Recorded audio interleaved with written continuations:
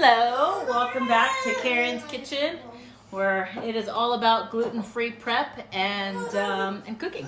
So today, this is the last batch of tomatoes. It is November 2nd, and these were in a box ripening, and they all ripened. I'd say 80% of my green tomatoes ripened, and today we're just going to do a little bit of processing. I have canned a ton of tomato sauce. I have canned a ton of salsa, and I've also canned even sloppy Joe mix.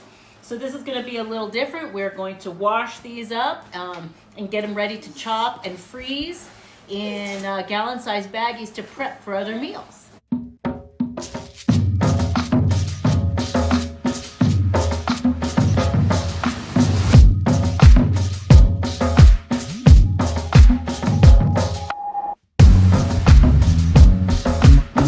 A meal I've never had a recipe for officially or seen one online. It is my version of Colombian slash guisado style chicken. This is how my mom would make it when I was growing up if she didn't know what to do for dinner that night, and so I'm making some chicken this way tonight. I already have the chicken over here started because I was running a little late with dinner. I went ahead and I started cooking the chicken. So that's just browning in a little bit of olive oil. Okay, so over here, I'm gonna go ahead and start. There we go.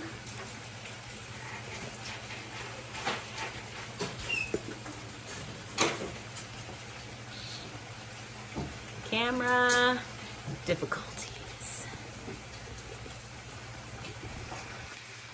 There we go. So I'm going to go ahead and start. I was dicing these tomatoes up for a different prepping thing that I'm trying. I'm going to cut up extra bulk onions and make the whole house probably cry, and start freezing these with batches of tomatoes because I do a lot with tomatoes and onions. So that way I have it ready. If I don't have any fresh tomatoes on hand, I can go ahead and just pull out a bag of onions and tomatoes, start sauteing them, and start whatever dish I'm going to do. If I'm going to add vegetables to it, rice or meat or whatever. So let's see. I can at least get the onions started for this meal because that chicken looks like it's just about to the point of having all the juices dried out, and it's more like frying in the pan, and that's kind of where I wanted it for this stage. And I don't cut the the onions up too small for this.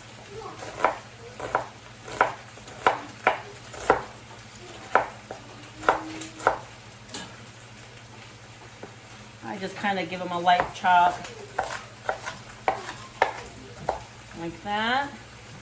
And I'm gonna take a nice, oh, they're already burning, healthy scoop of tomatoes.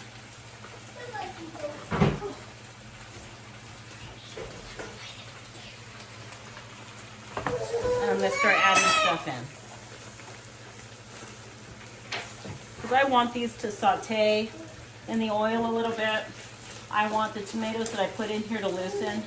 I'm going to brown these onions first just a little bit with the meat. Not right now.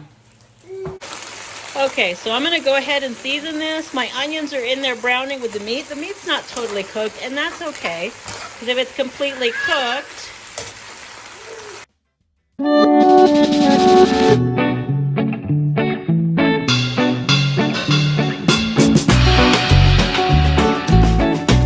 we had a little mishap there with a kid tripping, so, but he's okay.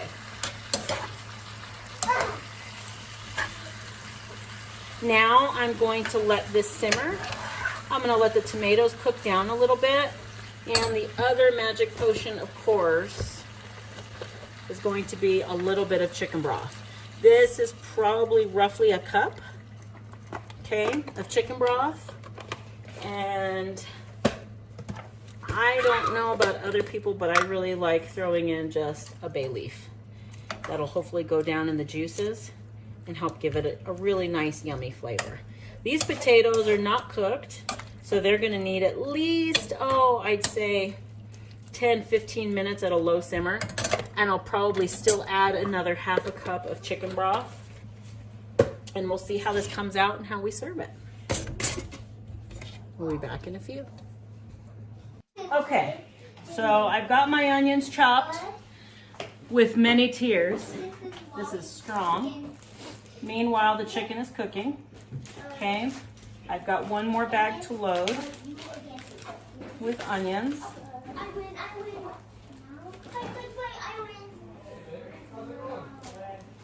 And I'm gonna go ahead and put a scoop of tomatoes in each bag. My mom would also make, and I learned to make beans like this. I would, she would saute onions, she would saute the tomatoes till they lost their juices and they were nice and soupy. And then she would add the beans and whatever else she was gonna cook with them. So you can hear the kids in the background. This is the busy time of night. So I now have 5 bags prepped for another day. Hey guys, can we keep it down? Hey guys, keep it down. So 5 bags prepped and ready to go.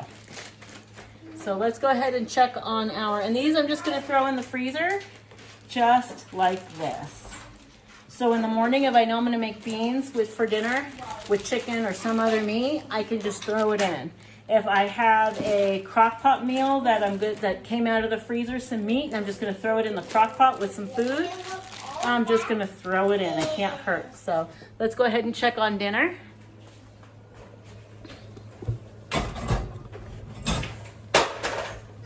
And look at that. I did not cheat, full disclaimer. I did add 1 more cup of chicken broth, but there's my chicken. My potatoes are getting soft. And I got a lot of little kids and I don't give them huge pieces of chicken. So sometimes at this point I'll come in and I'll just start to shred it up a little bit. Kind of like if I put it in the crock pot, it would just fall apart. I like mine just a little bit more cut up, but this was a quickie 20-minute dinner. So I threw it in there half frozen after only washing it with about maybe 5 minutes of hot water to get it to defrost a little bit. So the chicken was still very cold, so to speak.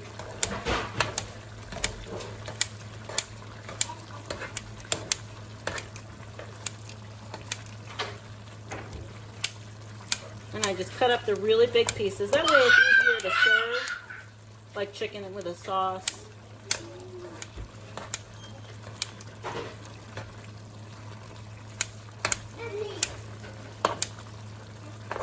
At this point, I could still add maybe a can of beans and call it kind of Mexican style, but because I don't, this is more South American style, I guess you would say, with the guiso and the bouillon cube that's tomato and chicken flavored.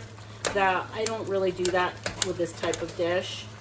Granted, if I had a girlfriend coming over or that had come over and she was staying for dinner, and I'd already started this, that's exactly what I would do to stretch the meal out, is I'd probably put a can of garbanzo beans or a can of white beans or Great Northern in here to kind of stretch it out so I have a little bit more to serve.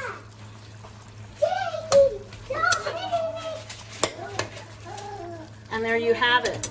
That's chicken guisado, South American style. As you all know, dinner sometimes becomes a family affair. So I have the rest of the kiddos here with me, some of them, helping me make some arepas to go with our dinner. Okay, so the last and the kids' favorite is when I make arepas to go with dinner. This is the brand. This is basically pre-cooked white cornmeal. So I'm assuming, I'm dying to experiment with getting some corn myself, cooking it, dehydrating it, and grinding it and seeing if I can do the same thing. So that might be our next experiment or adventure, so to speak. So this recipe calls for 2 cups.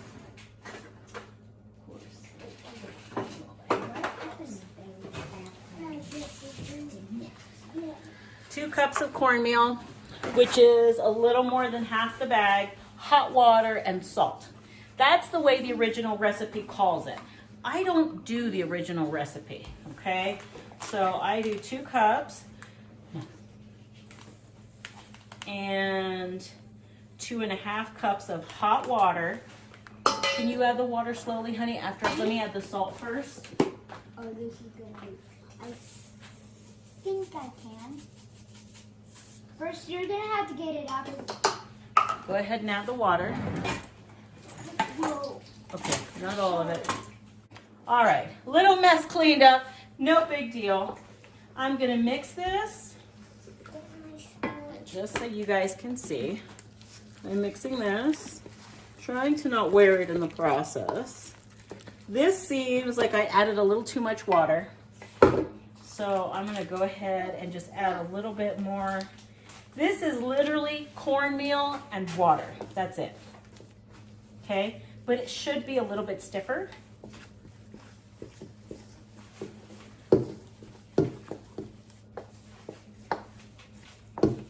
You know what, Judah, turn off the stove. That chicken's done. I'm sure. So the other thing I'm gonna add is a little wet, and that's okay, because I think I usually actually use a little bit more of the meal.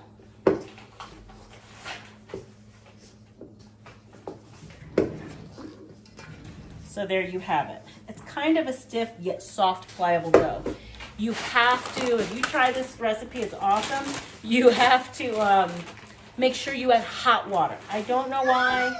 That's just how we've always made it. It has to do with the consistency of the dough. Now this is the part where you can't help but get your hands a little dirty.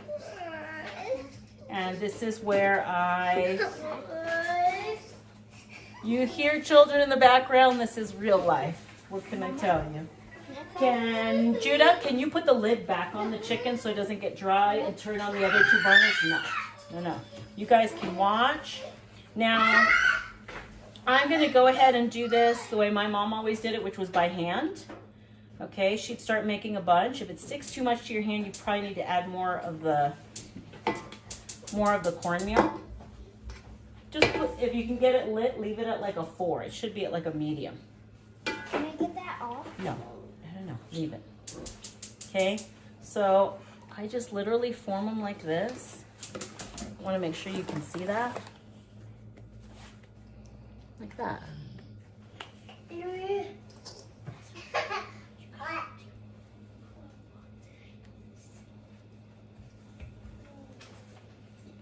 The kids sometimes like to help, but I'm in a little bit of a rush for dinner. So that's too high, Bubba. You'll burn that pan. So Emmett, will you get me a stick of butter? I do butter the pan really good. And as these cook on one side, I butter the other side, and then I flip them over. I like to make them small so they're snack size. I'm probably gonna do a whole other video on all the different uses I've had for these arepas. Gluten-free cooking, in my opinion, if things ever got really tough, learning how to make this cornmeal and turn it into something like this, because out here in the Southwest where we live, we can grow corn, okay? If we have access to water, which sometimes can be tricky, we can grow corn, we can grow chilies, we can grow squashes, we can grow quite a bit of food out here. Last year, my pumpkins were crazy. For how many I actually planted, I ended up with probably 10 plants and at least 20, 30 pumpkins. They didn't all make it all to the very end. Some always rot, get a bad spot. Some, a mouse tries to eat one and the whole thing goes bad. But it can easily be a staple food in these areas at times wherever to get tough. So this cornmeal, I'm assuming, is probably just from a dent corn, a standard corn. And a lot of the corns that you buy nowadays, they're a crossover. If you don't pick a sweet corn right away when it's perfect, it ends up bland tasting and kind of like a dent corn, which you can use to feed to chickens and to animals, but you can also grind it up and use it like regular cornmeal. But in South America, I guess they would cook the corn first, is what I'm imagining, and then they'd dry it. I have a dehydrator, and that's exactly how I would do it. Now I have used these to make arepa pizzas. I have used this to make an impromptu dish for my husband for lunch. You heat up after this is cooked the next day, you heat up leftover meat of any kind, put it on top, sprinkle a little cheese, warm that up in a pan, put some salsa verde or regular salsa on top, and it looks like you just went to a restaurant and ordered some fancy gourmet thing. It's really quite nice. So I'm gonna bring you over here to the stove so you can see exactly how I cook this. Okay.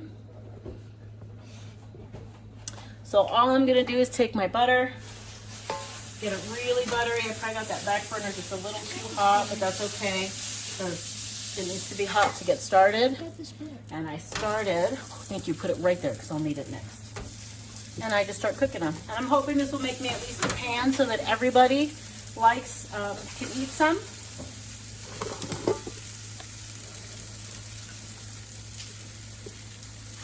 I don't know if we'll have enough, but I'm gonna try. Now, if I'm really talented and I'm super prepared mood, I will just roll a bunch of arepa balls, I guess, and I smash them between two plates and it goes faster. But sometimes there's a look to the way that they're made when they're made by hand. That printing of, you know, the mom's fingers and how it's not perfectly flat is kind of, I don't know. It makes me think of being a kid. So the other way I do it, I think they cook a little more evenly, but I don't know, maybe they just don't taste as good. So that's my first batch. So these are gonna start cooking. I'm gonna wait till they brown a little bit. Here we go, I did have one more made.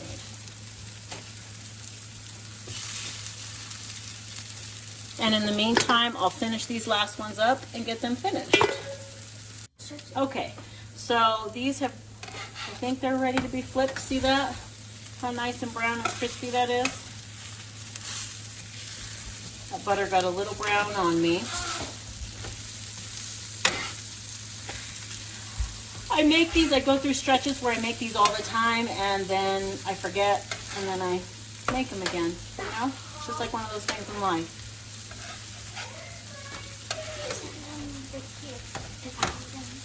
And my biggest problem is the kids eat them so fast, I never have leftovers. So I'm gonna show you what a good one looks like up close. Now keep in mind, I added a cup of cheese, at least a cup to 2 cups of cheese. So that's how they're supposed to look. And they're very buttery, because I do cook them in butter like this. And that's how they're supposed to be. But you can see the little bits of cheese in there. Some people don't put cheese in them. I was back in Jersey visiting my family, and my mom's friend came over and she makes these. She has a machine that helps her make these. I was actually really impressed. They were so perfectly thin and round, but they don't have any cheese in them, you know, and my hubby laughed and said they're good, but they're not as good as yours because he likes the way I make them. Some people eat this. I've seen them make them in Colombia where they make them really thick, brown them on both sides, and then they cut them down the middle and treat it like a pita bread. And then they have like food carts that serve, you know, like ham and cheese or turkey or roast beef sandwiches inside these, really thick. So they're just very, very versatile. I'm gonna have a day where I make a bunch of these. The kids will be super excited, and I make a ton of different options and show you what you can do with these gluten-free arepas, Colombian arepas. So here we have it. I have some rice, a typical meal, budget-friendly in my gluten-free home. I have these beautiful potatoes, chicken. You can see the steam coming off of it with tomatoes, the juice of the tomatoes. That one's really good. Awesome. And then on the side, I put one of these, and it just kind of helps finish the plate. So this is a typical meal in my gluten-free home. Thank you for watching, and subscribe down below.